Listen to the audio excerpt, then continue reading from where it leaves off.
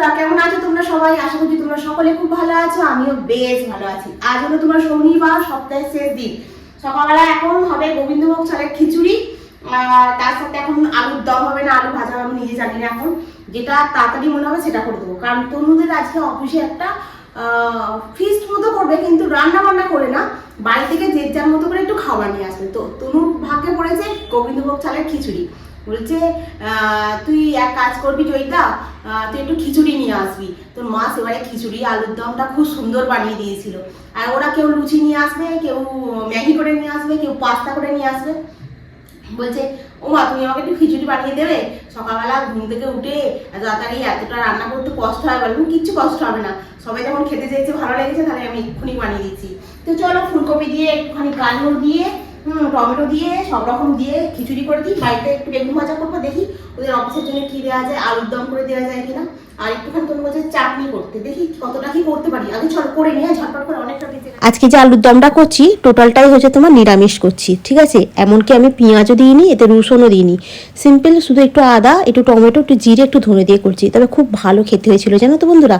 ওদের মানে ওরা খেয়ে সবাই বলছে খুব সুন্দর করেছে, সকাল থেকে উঠে এত কিছু রান্না করেছে। আর যা দিয়েছি ওরা খেয়ে ওদের পেট পুরো ভরে গেছে। আর বাকি যারা এনেছিল ওদেরগুলো মানে টিফিন ডিপো করে বাড়ি গেছে। আর এই দেখো এই এক কড়া খিচুড়ি হয়েছে, পুরো গোটা খিচুড়িটা দিয়েছি, খালি তনু একটু খেয়ে গেছে।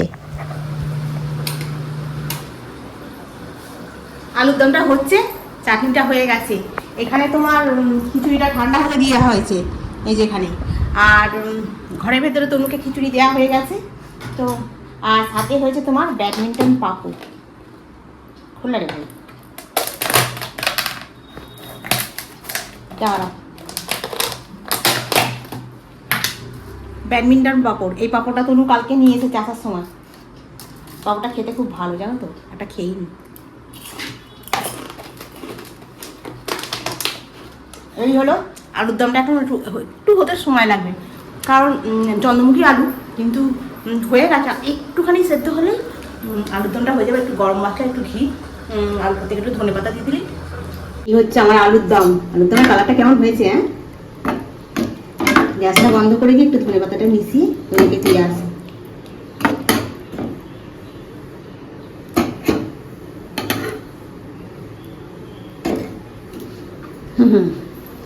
ধোঁয়ায় ধোঁয়াক্কা। কোনটাতে? খিচুড়িতে? এই মরেছে অনেকটা খিচুড়ি। আর এই হচ্ছে তোমার আলুর দম রেডি। পাঁপড় ভাজা দিলাম, আর এটাতে চাটনি। এই হয়ে গেল। খুব ভারী হয়নি, দেখো অনেক ভারী। জল তো দিতে হবে না,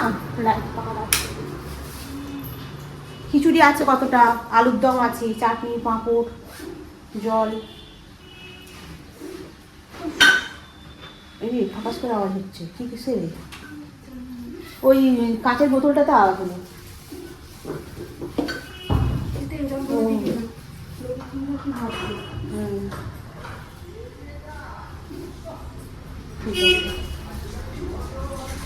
মাছের কাটা জোয়ানের শিশিটা ওইদিকে ছিল, ওই জন্য ফাঁক করে আওয়াজ হলো। যাই হোক, সাবধানে যাবে। হ্যাঁ, ট্রেন কোথায় আছে জানো? না। ঠিক আছে, ফোনটা নিয়ে নাও।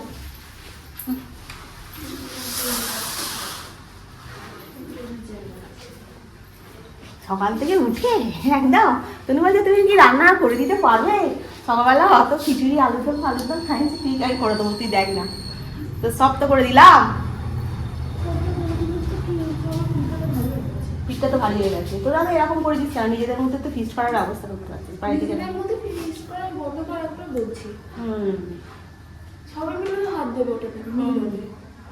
চামচ দিয়েছি, চামচটা করে তুলবি। হ্যাঁ, ওকে, হ্যাঁ, টাটা।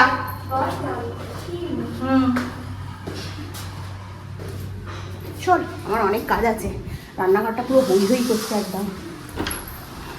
একটু ব্যালকনিতে দাঁড়াই, তারপরে ও চলে যা, গেলে একটুখানি এক্সারসাইজ করে। ভিডিও এডিট হয়নি কালকে। এইগুলো এই জামা কাপড়গুলো এক রাস হয়েছে, এগুলো সব একটা শুকনো না, সব দিয়েছি। সব এগুলো দিয়ে আসবো ছাদে গিয়ে।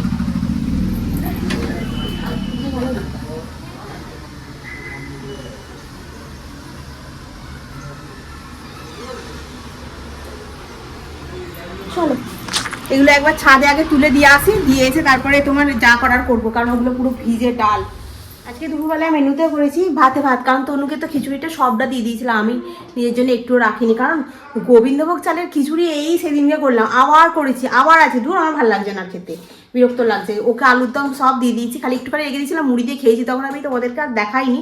আর এই দেখো আমার হচ্ছে এই শিম ভাতে, আলু ভাতে, টমেটো ভাতে, বেগুন ভাতে, আর একটু ঘি নিয়েছি, নিয়ে আজকে হচ্ছে আমার দুপুরের মেনু এটা, ঠিক আছে? তো চলো খেয়ে নিই।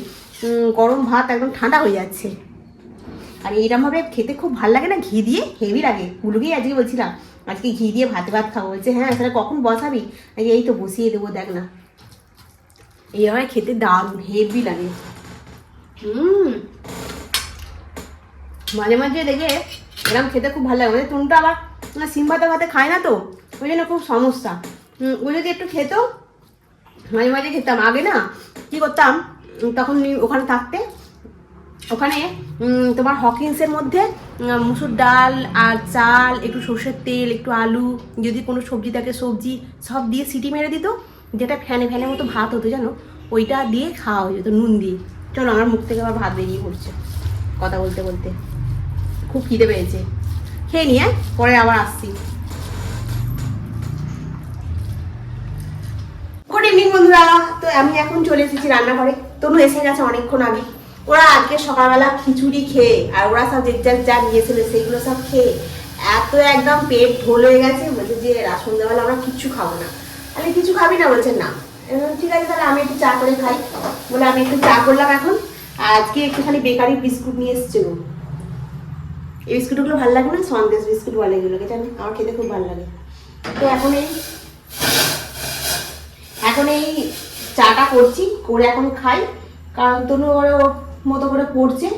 আমি বলি না তাহলে আমি একটু চাটা খেয়ে নিয়ে বরঞ্চ আজকে রান্না তাহলে কি করব কি জানি, ভেবেছিলাম মেথি শাকের পরোটা করবো, কিন্তু হবে না তো সে ঘরে, কারণ ক্যামেরা চলতে চলতে বন্ধ হয়ে গেল, কারণ স্টোরেজ ফুল।